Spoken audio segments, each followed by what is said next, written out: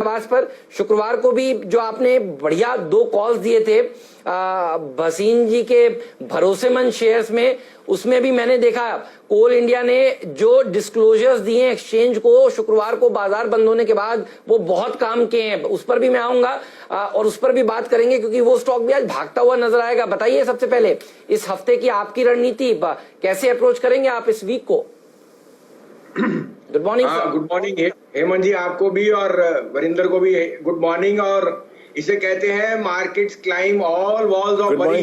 आप इस वैक्सीन की बात कर रहे हैं, कुछ उसका श्रेय मुझे भी जाता है जो 3 महीने से आपको 8,000 से कह रहा था कि पॉजिटिव रहिए फियर में खरीदिए, और अगर आपने बीमारी से जूझे तो आपका धन भी आया और वो आपको मनोबल देता है। So on a lighter note, we have been positive and correct because 8,000 to 11,000 seems a number, but Hemant ji, it's a 45% move, and in a 4-month period it has never happened so fast.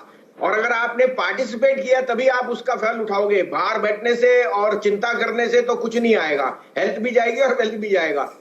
Secondly 11,000 कोई एक number है और 11,000 is not an easy number. यहाँ पे market stalemate कर सकती है 200 point ऊपर, बट हेमंत जी ये भी बता रहा है कि सिर्फ रिलायंस नहीं है, broader participation, Infosys, Wipro, TCS, doctor Reddy, Cipla, HDFC bank, they are now 4 pillars which are standing. तो एक पिलर वीक होएगा तो दूसरे चलेंगे।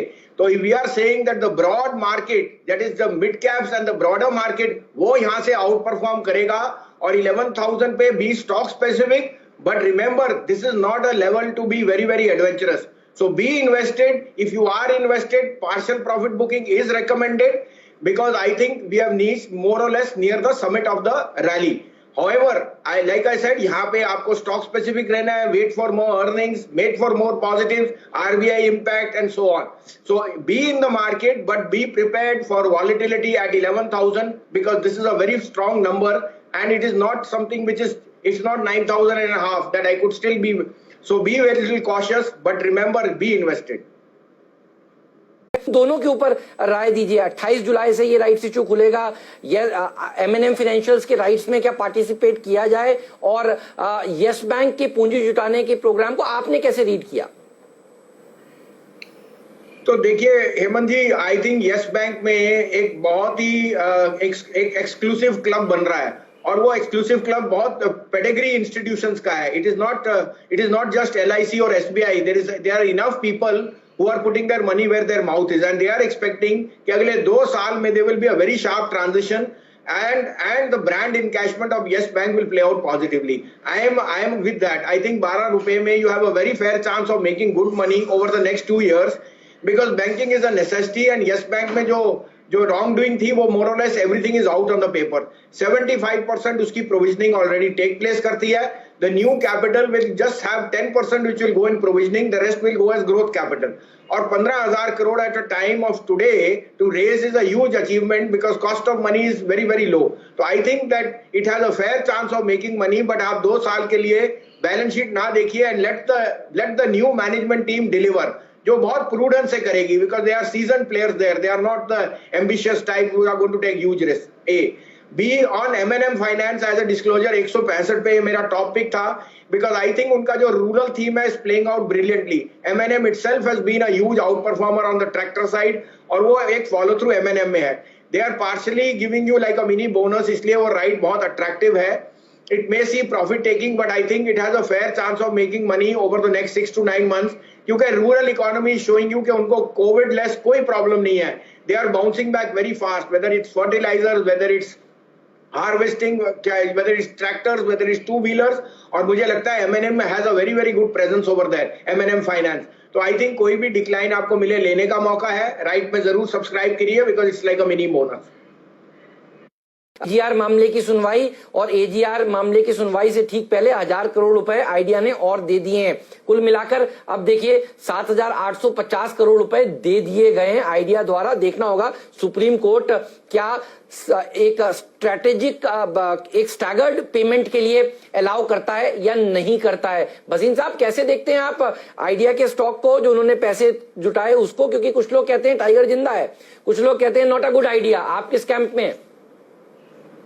नहीं बिल्कुल सर, टाइगर जिंदा है और अलाइव एंड किकिंग, और मेरे को लगता है कि they will never give up. They come from a very sound background और उन्होंने अपना they put their money where their mouth is. Now I will not जज on the supreme court, but I think a staggered payment would be beneficial for all stakeholders, banks, participants, telecom and the public at large, के आपके यहाँ monopoly ना हो। So I would go with a staggered payment, plan which can be very very beneficial for all stakeholders, और आपको मेरे को लगता है आइडिया विल डेफिनेटली सर्वाइव। तो ये एक थ्री लेग रेस है with the first two legs moving much ahead, but I think there is room for idea to grow and prosper also as it gets through this small hiatus of time bound payment. तो I would be positive, और मुझे लगता है banks में particularly जो नाम आपने लिए इंडसइंड और आईडीएफसी फर्स्ट, आई थिंक उनकी जो बुक्स है, उनके जो चार्ट्स है, वो बहुत स्ट्रेंथ दिखा रहे हैं। I would use all declines to buy in both those banks. Bank पर आपका व्यू और आपने कैसे नंबर्स को पढ़ा? Sir top of the line आपको दिख रहा है मिस्टर आदित्य पुरी के जाने का बहुत ये रहेगा। He has let this bank to become a behemoth, लेकिन वो कह रहे हैं उन्होंने प्रीपोन कर दी है प्रोविजन और फिर भी रिकॉर्ड प्रॉफिट। इससे ज्यादा क्या बात हो सकती है? और वो प्रीपोन ऑफ प्रोविजनिंग इसलिए है कि कोविड की अनसर्टेनिटी कब तक है एंड सो ऑन। बट आज की डेट में Hemant ji, lowest cost of money ever जो है वो स्टेट बैंक और एचडीएफसी को मिल रहा है, क्योंकि कासा रेशियो वहीं बढ़ रहा है। आपको इसलिए बोल रहे हैं सेविंग बैंक अकाउंट में आपको 3% मिल रहा है और इक्विटी में आपको इंटरेस्ट करना ही करना है, आपके पास कोई और अनिवार्य है, because bond yields are at all time low. तो एचडीएफसी बैंक हैज प्रूवन कि मॉरेटोरियम हैज कम बिलो 9%, और एक मॉरेटोरियम का इतना बड़ा स्केयर था। So I think HDFC is leading from the front. और हेमंत जी, यहाँ मैं एक और बोलूंगा कि federal bank numbers were way ahead of the street. It has become the largest bank with gold exposure. Manappuram or Muthoot are gold lenders, but in the banking cycle, Federal is the largest lender in gold finance. It is increasing its footprint there. Its NIMs, its net interest income, net interest margins are at an 18-quarter high. Or thirdly, Mr. Shyam Srinivasan is going to continue for the next 3 years. I think this stock along with HDFC should be in all portfolios. और मैं यहाँ कहता हूँ कि federal bank अगली दिवाली तक आपको double होके दिखा सकता है। That is how much bullish I am on certain banks. और आपको मैं फिर बोलता हूं, इस हफ्ते ICICI will take the lead. It will be come out with stellar numbers. QIP is around the corner, so banks are going to surprise you on the upside, led by HDFC Bank. इसके ऊपर मैं technical राय भी लूंगा, लेकिन भसीन साहब, telecom कारोबार तो सबका बढ़िया रहा है। जियो से किस तरह के नंबर्स की एक्सपेक्टेशन आप शुक्रवार को कर रहे हैं? अरे हेमंत जी, 1200 वाला आपको दिवाली पे 2000 कहा था, ये तो इसी हफ्ते हो जाएगा। अब क्या बोले, टाइगर तो जिंदा नहीं है, टाइगर तो सारी दुनिया को चल रहा है। And it's a thumbs up to Mukesh Ambani के we have taken the role of a tiger from China, और I think China is now on the back foot. So I think it's thumbs up. और ये मत लेके चलिए कि 12 लाख करोड़ का एक नंबर है, क्योंकि आपके पास $1 ट्रिलियन कंपनीज हैं जो 45% ग्रो करी है इन 3 months, Amazon, Microsoft. So there is no upper limit the way Reliance is growing, और जिस तरह सा बिजनेस आपको दिख रहा है। देखो, visibility comes from what you see, and what you see is telling you can make money. साथ में सऊदी अरामको गोस थ्रू, बाकी जो उनके पार्टिसिपेंट्स हैं, I mean after all people like Google, Facebook, these are very very big credible names and they are putting their money where their mouth is. So thumbs up, मुझे लगता है numbers will be good, ARPUs will be at record highs. I again reiterate, ARPU will be at record highs. और अगर सुनील भारती कहते हैं कि भारती का Airtel का ARPU 200 रुपए जाएगा इन द नेक्स्ट 6 months, तो भाई जियो का भी 124 से 150 रुपए होगा। और 124 का 150 का मतलब EBITDA नहीं, कैश जनरेशन होगा उसके लिए। So very positive on that, and ARPUs will be on record high for this quarter on Friday. Sir में आपकी फेवरेट कंपनी कौन सी है? क्योंकि हमने पिछले ट्रेडिंग सेशन में देखा क्या गजब की रैली देखने को मिली। IRCTC भी चल रहा था, अच्छी तेजी। दैट्स वो पूरा का पूरा चार्ट दिखाइए। टेक्स मैको रेल, टेक्स रेल, यहां पर सर्किट देखिए लगते हुए नजर आ रहे थे। इवन BEML में एक गजब की रैली देखने को मिली। इस सेक्टर को आप किस तरह से खेलेंगे? रेलवे सेक्टर में आपके फेवरेट्स बताइए प्लीज।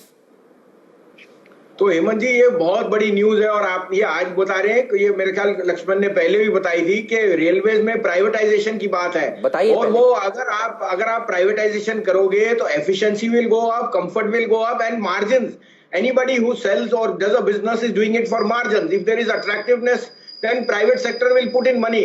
साथ में I think that railway stocks only moved on the rail budget. Then now अब वो दिख रहा है कि it's a universal play. You are going to encash the land banks. Railways, by the way, Hemant ji, own the largest land bank in the country after the defense services.